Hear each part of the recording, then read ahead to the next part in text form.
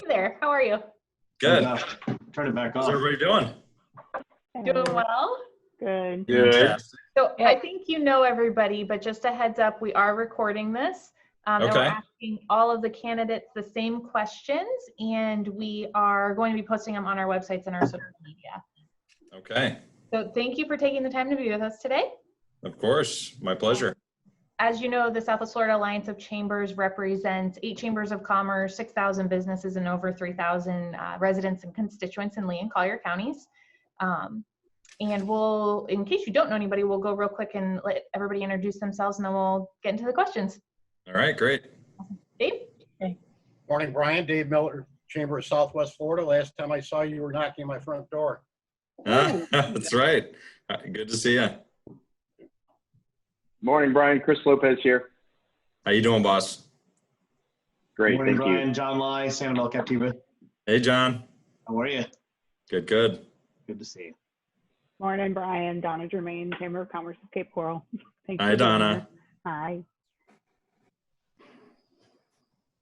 Oh, hi, Jenna Basacco Forster with the Greater Naples Chamber. Hey, how are you? Good. Good. Hi, Brian. Hey, Colleen. Hey, good morning, Brian. Jackie Lezak, Fort Myers Beach, Chamber of Hey, Commerce. Jackie. How Good you to see doing? you. You too. Awesome. So Brian, we'll kick it off and have you just tell us a little bit about yourself. Sure. So, local resident for 30 years.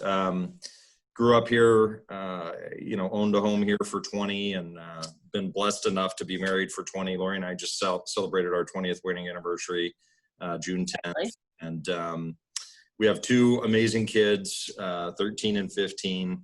And, COVID has actually, kept us quarantined in the same house. It's been challenging to live with 2 teenage girls, but they're, I can't complain. They're good kids. I'm a veteran, was in the United States Marine Corps and Florida National Guard.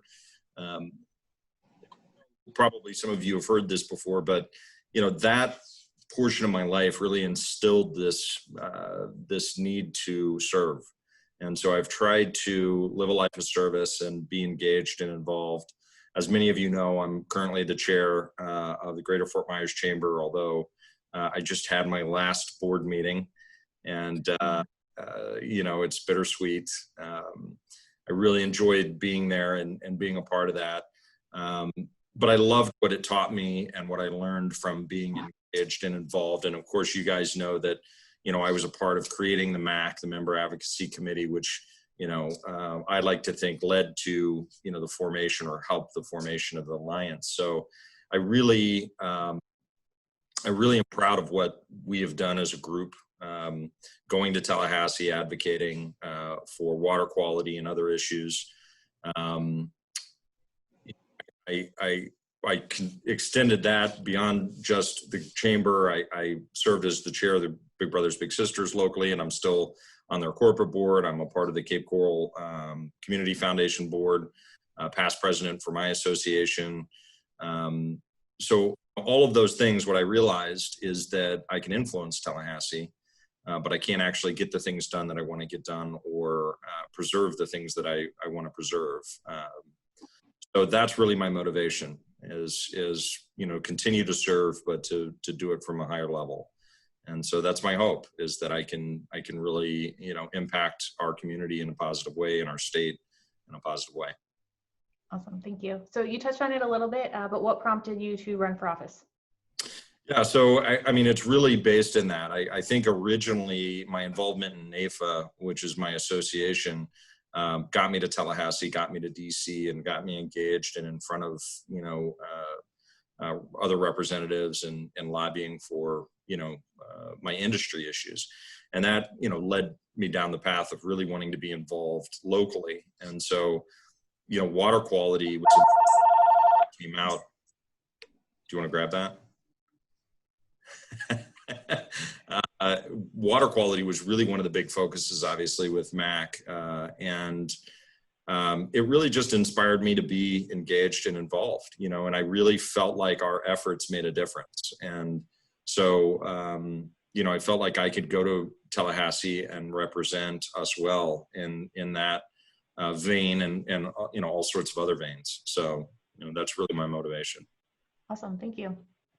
What makes you qualified to represent the business community?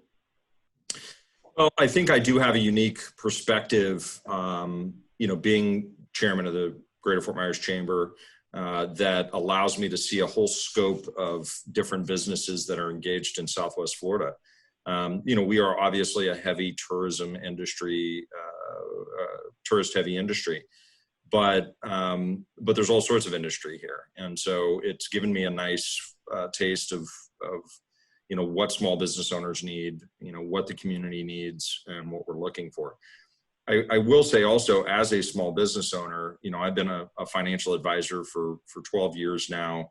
My partner and I have built the business. We now manage, $350 million in assets over 4 offices. So I understand how small businesses operate, and I also uniquely, from a financial perspective, have both the macro and the micro sort of perspective on the economy. And I think that that's going to help me tremendously in Tallahassee. Great. In your opinion, what is the most pressing issue facing the Southwest Florida business community? And if elected, what would you do to address this issue? Well, hands down, I think it's recovery from COVID. We did a recent poll, and that's number 1 on everybody's mind. Water quality is number 2. And I think that water quality took a backseat only because of COVID and the devastation to small businesses. But let me just say, I think I'm really proud of our business community, because think about it for a second. Every 2 years, we have been hammered with something, whether it's a hurricane, the oil spills, blue-green algae, now COVID. I mean, what's next? I think we need to start to be more proactive and have a response of an economic response team that can jump in and put some things in place to make doing business easier, getting businesses started easier, access to cash flow easier, so that in response to some of these issues that seem to, they're different issues, but it seems like every 2 years there's something that happens. So really my first order of business is going to be, how do we boost the economy to get us back where we were? And then how do we prepare for the next, economic crisis? Because it just seems like every couple of years there's another one. Thank you. Sure. So as you mentioned, Southwest Florida's economy is heavily dependent on leisure and hospitality sectors. So if elected, what would you do to encourage economic diversification in the region? Well, I think there's a couple of things. I mean, part of the reason why we're not a huge manufacturing community, I think, is because we can't get product out of Florida very easily. So I think that we need to really focus on that, the infrastructure to get product out in an easy way, so that manufacturers will come here and we can start to diversify that portion. I know it may sound a little silly, but I think that the Space Force is a real opportunity, and the military in general is a real opportunity to bring not only those bases or personnel here, but all of the jobs and all of the manufacturing and everything related to the military and the Space Force to Florida. Because if anybody's going to compete, it's going to be us in Texas. And so I think that diversifies our economy greatly. I do think we have to support agriculture in a smart way. Agriculture is a huge portion of our economy, but we can't cut our nose to spite our face. We have to have smart agriculture so that we can continue to build on that as a huge portion of our economy, but we can't let it be at the detriment of our what drives our tourist industry, which is our water quality.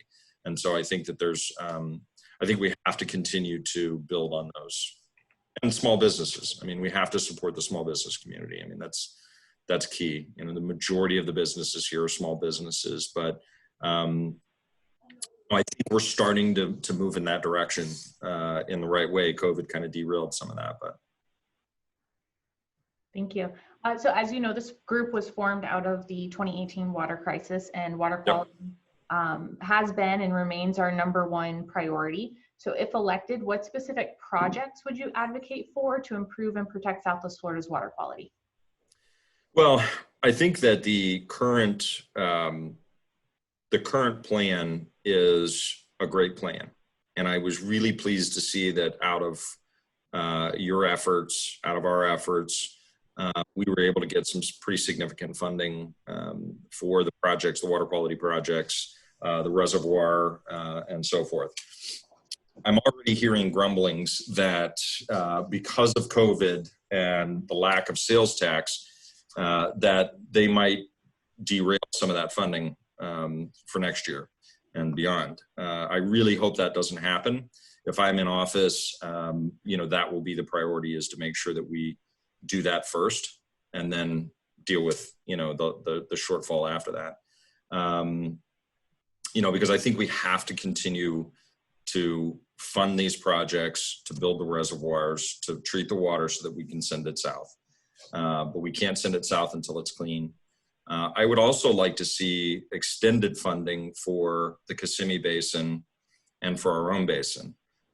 Personally, I think we have to take responsibility here locally for our own contributions to water quality. And that starts with septic systems, it starts with treated wastewater, it starts with our own runoff.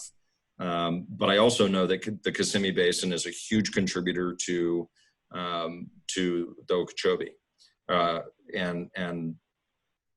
We have to fix that. And if we don't fix that, I think we're going to run into some real future challenges, because to me, great, we can hold water, we can store water, we can clean it before we send it south, but why don't we fix the problem? The lake is sick and Kissimmee seems to be the biggest contributor. So how do we fix the problem along the Kissimmee Basin?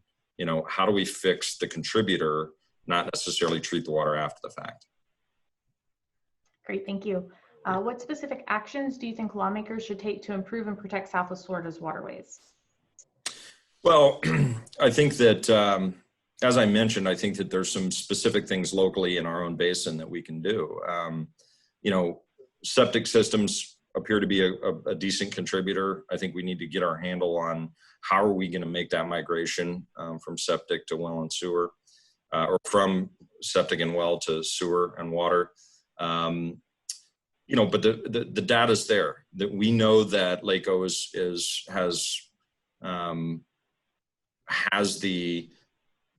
too much of the phosphorus and nitrogen, that it's creating the problem in the algae blooms. So we have to work on the Kissimmee Basin. I think that really is what this boils down to. Thank you. So one last question. Is there anything else you'd like us to know about you or your priorities? Well, just in general, my focus is I'm a conservative. So everything I do is generally going to be viewed through a conservative lens, fiscal conservative, pro-business.